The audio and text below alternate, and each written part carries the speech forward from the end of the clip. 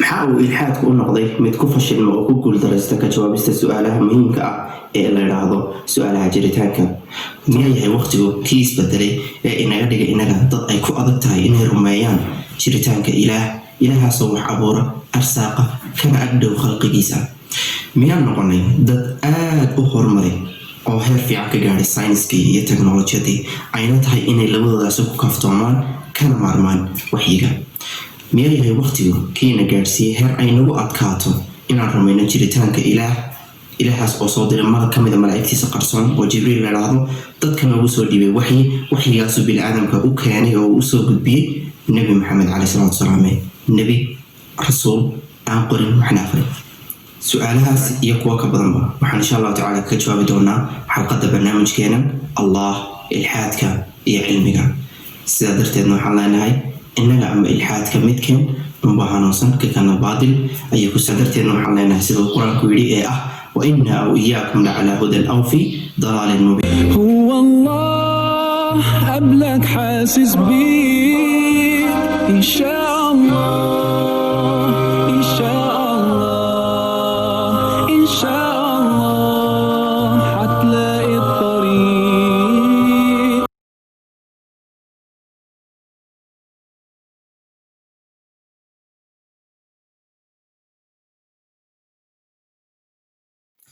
السلام عليكم ورحمة الله وبركاته. كسر واضح القصة وبرنامج كيني الله إلحاد كي علمنا. يونيفرس كنا أما كون كنا وحلو قياسات دهان إنه جرو 16 بليون وصلنا. وحكوا كوبي هاي جالكسي فربضان إنه وحكت كنا يتملك واي لرهضة أما درب تبعنا. جالكسي جالسي لرهان ولح بقول أو كون أو تريليون أو مايل. وحكوا كوبان هاي استراكشر لرهضة سولار سيستم أما نظام قرحة نظام خاص أو كوبان العدة أو حدك إنرجي سيسا planets ama meerayaal ku xareeraysan oo ku xeeran. meeraha saddexaad waxaa la dhahdaa earth ama dhulka ayaa loo yaqaanaa, waana meeraha ilaa hadda la xaqiijinayo inay ka jirto ama ka suurto gashay waxaa la dhahdo nolol. meerahani noloyaasha degan qaar ka mid ah waa kuwo ay noloshooda dhani ku meerto dhul, dherag iyo dhalaan, yacni dhul boobis oo dhul ayaa ay u tartamaan, resources ayaa u tartamaan, dherag waxay u tartamaan cunto iyo resourceskaas iyo khayraadkaas ayay u tartamaan, waxay u tartamaan taran oo inay kala bataan ayay u tartamaan. marka saddexdaas ayay noloshooda ku meertaa, saddexdaasna dhinaca ma dhaafto, mana fikiraan, waxna isma weydiiyaan. dhinaca kale noolo waxaa jira la yidhaahdo bani aadam. noolahaasi saddexdaas shayba waa uu kala wadaagaa nolosha ku xeersan ee jaarkiisa ah ama noolayaasha ku xeersan oo waa u tartamaa dhul, waa u tartamaa resources iyo risqi iyo khayraad, waa u tartamaa taran oo waa tarmaa sidoo kale. balse waxa isaga intaa u dheer oo bal intaasoo dhanba kala muhiimsan waa noole fikira, isweydiiya, noloshiisa dhanna waxa ugu muhiimsan ay tahay su-aal. halka ugu gaajada badan ee bini-aadamka uu leeyahay waxa weeyaan caqligaas oo gaajadiisu ay kusoo muujisanto hab su-aal ah. daragayga ama shifaayadeeduna ay tahay jawaabo waxaa jirta ay bulshadu taariikhdoo dhan ka simeen. waa su-aalaha loo yaqaano su-aalaha jiritaanka. su-aalahaas oo ka jawaabistoodu ay tahay waxa ugu muhiimsan ee bini-aadamku uu heli karo, kana muhiimsan xidhiidhka qoys, xidhiidhka qaraabanimo, xidhiidhka xataan jacaylka uu qofku naftiisa u qabo iyo daryeelka uu naftiisa u qabo. saddexdabana tusaalaan idinka siinaya. muscab bin cumayr walaalkii ayaa badal lagu qabtay, waa walaalkii la dhashay. dabadeed muxuu yidhi shuddul wathaaq, ku geejiya xadhigga buu yidhi. maxaa kala kaxeey labadooda?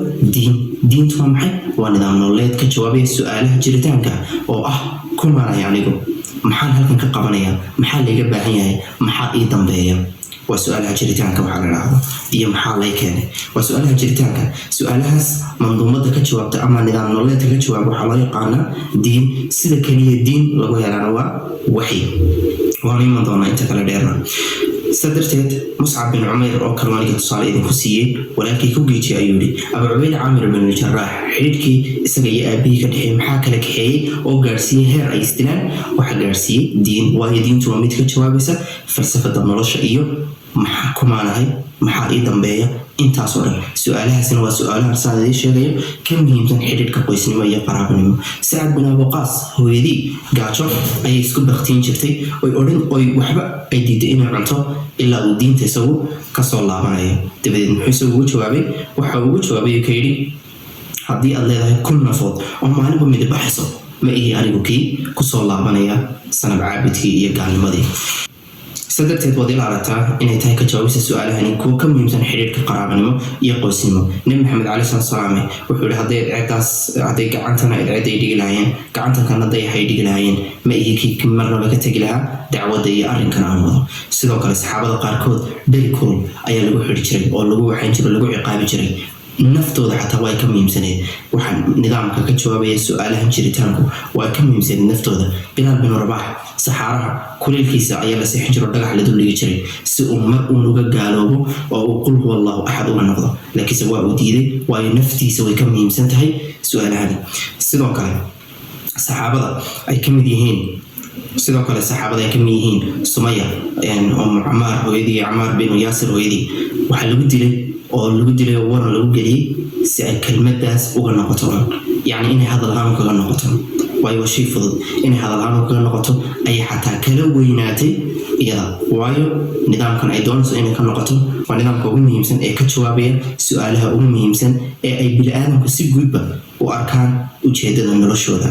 saa darteed bay su-aalahani u yihiin kuwo ka muhiimsan xiriirka qoys, qaraabanimo iyo qofnimo intaba. bani aadamku su-aalahan jawaabahooga meesha keliya ee ay uga iman karaan waxay ahayd waxyigaasoo uga imiday kii iyaga abuuray, og waxa u dambeeya, una sheegi kara waxa laga rabo maanta si ay u xaqiijiyaan oo ay u gaadhaan farxad. manduumada nolosha ee diinta la yidhaahdo ee ta ka jawaabaysa waxay noqotay mid bulshadu with time ama waqtigu mar uu socdo ay noqdeen kuwo ku kala duwan, kuwaas oo diimaha qaarkood ay noqdeen kuwo asalkoodii ku taagsan oo sidii uu rabbi u soo diray sidoodii ku kuwaasoo diimaha qaarkood ay haddana noqdeen kuwo taxriifsan oo ka leexsan sidii ay ku sugnaayeen ee lagu soo diray, qaarna ay noqdeenba dad sameeye. iyadoo saas tahayna bini-aadamku sida ay ugu kala duwanaayeen waxaa dhacday inay gumaadyadii ugu weynaayeen taariikhda isu geystaan iyagoo magaca diin ama midba uu arkayo inay falsafadiisa ama nolosha nidaam nololeedka diinta ee uu haysto ay tahay midda keliya ee ka jawaabaysa su-aalahan jiritaanka sida ugu saxsan looga jawaabaysa ayna tahay ta ugu saxsan ee ay tahay inay basharka ama bini-aadamka intiisa kale ay tahay inay soo raacaan. hadalkaas oo dhan waxaa isku soo biyashubanaya inay tahay diintu mid la jaar oo weligeedba lasoo jirtay jiritaanka bini-aadamka, ayna tahay diintu mid aanu bini-aadamku marnaba uga maarmin maadaama uu bini-aadamku yahay mid ku dhasha su-aalahan isagoo laabta ku haysta, uguna muhiimsan noloshiisa, kana muhiimsan xidhaadhka qoys, qaraabanimo iyo qofnimo intaba maadaama yihiin. diintu waxay noqotay shayga ugu muhiimsan oo bini-aadamku heli karo. saa darteedna bini-aadamku taariikh ahaan kama aysan hadhin diin wax la idhaahdo, maadaamay taariikh ahaanba su-aalaha soo wateen ilaa bilowgii bashariyada ama bini-aadamtinimada ilaa maanta su-aalaha jiritaanka ee isweydiinta ee ahmiyadooda wata. hadalkayga oo dhan wuxuu isku soo biyashubanayaa diintu waxay ahayd mid aanu bini-aadamku marnaba ka maarmin maadaama ay tahay su-aalahani su-aalo noloshiisa dhan oo masiiri oo noloshiisa dhan ku aaminaya ahna kuwii ka muhiimsan xiriirkiisa qoysnimo, qaraabanimo iyo qofnimo intaba. saa darteedna waxay noqotay diintu iyaduna mid ka muhiimsan xiriirkiisa qoysnimo, qaraabanimo iyo qofnimo intaba maadaama ay tahay ta keliya ee jawaab ahaan ku shifayn karta. habka keliya ku heli karaana ay tahay hab bini-aadamka ka madax banaan si aanu u noqon ra'yiga qof kale iyo qof kale. saa darteed diimaha oo dhani waxa ay center ama bartan u noqday waxa la idhaahdo ilaah ama khaaliq ama abuure, kaas oo iyaga ka xog ogaansan waxa u dambeeya iyo waxa hadda laga rabo. iyadoo diin walba yacni haddii kale waxay noqon lahayduun aniga ayaa idhiyo sidan u arka iyo hebel ayaa idhiyo sidan u arka, taasina khilaaf badan ayay dhalin lahayd maadaama uuna qof ra'yigii aanu ka fiicnin qof kale ra'yigii, balse waxay noqotay diin walba mid leh heer sare oo ka madax banaan iyaga oo iyaga ka sarreeya ugana jawaaba su-aalahan maadaama uu yahay kii abuur ee ka xog ogaansan. saasina waxaa ka dhalatay maadaama bini-aadamku u wada sameyn yihiin su-aalahana ay yihiin kuwa meynin ama meyna u sameynayn noloshooda bini-aadamku meel kaste, goor kaste iyo goob kaste, waxay noqotay inuu bini-aadamku noqdo ku aan ka maarmin goor kaste iyo goob kaste inuu wato diin ama abuure inuu qiro jiritaankiisa. sidoo ka markhaati kacayo taariikhyahanka Greek ee Plutarch la yidhaahdo oo yidhi if we transverse to the world haddana adduunyada kusoo wareegna buu yidhi waxaan arki karnaa buu yidhi cities without schools, magaalooyin bilaa iskuula, magaalooyin bilaa ciidan, magaalooyin bilaa dayrar, magaalooyin bilaa maxkamada bilaa ciidana bilaa laakiinse wuxuu yidhi magaalo bilaa meel ilaahay lagu caabudo aan lahayn ama masjid ama yacni meel ilaahay lagu caabudo aan lahayn waato ayna cidnaba ayna arkin. hadalkaas waxaa sii geejiyey imaam shahristani nin kale kitaabka weyn ee almilal wanixa la yidhaahdo ee ka qoray diimaha iyo dawaa'ifta kala duwan ee taariikhda soo maray. ninkaas oo kitaabkiisa ku qoray nihaayat liqdaam fi cilmi lkalaam, kitaabkaas ayaa ku qoray uu yidhi waxa weeyaan amaa buu yidhi inay cid diidan buu yidhi jiritaanka ama sameeyaha adduunka ee ah xakiimka ah ee qadiirka ah ee caliimka ah, cid diidani taasi waa hadal aanan u aqoonsanayn inay cidi leedahayba.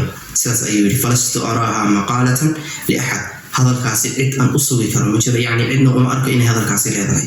sidoo kale waxaa xusid mudan ibn rushdi oo isna yidhi kitaabkiisa minhaaju ladilla yidhi alcarabu kullaha carabtu say u dhan tahayba waxay qirsan tahay jiritaanka ilaahay.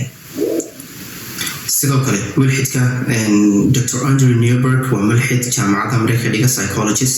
waxa uu leeyahay hoggiisa la yidhaahdo The Spiritual Brain pageka 6 waxa uu leeyahay isagoo soo qaadanaya temples ama meel ilaahay lagu caabudo xilay suggest waxa halkan inooga baxaya buu leeyahay inay tahay weli diintu ama ay tahay yacni ilbaxnimadu ayna ahayn tii iyadu diinta ka horeysay, balse diintu ay tahay tii iyadu ilbaxnimada ka horeysay buu leeyahay. But religion preceded civilization, yacni diinta ayaa dhalisay ilbaxnimo.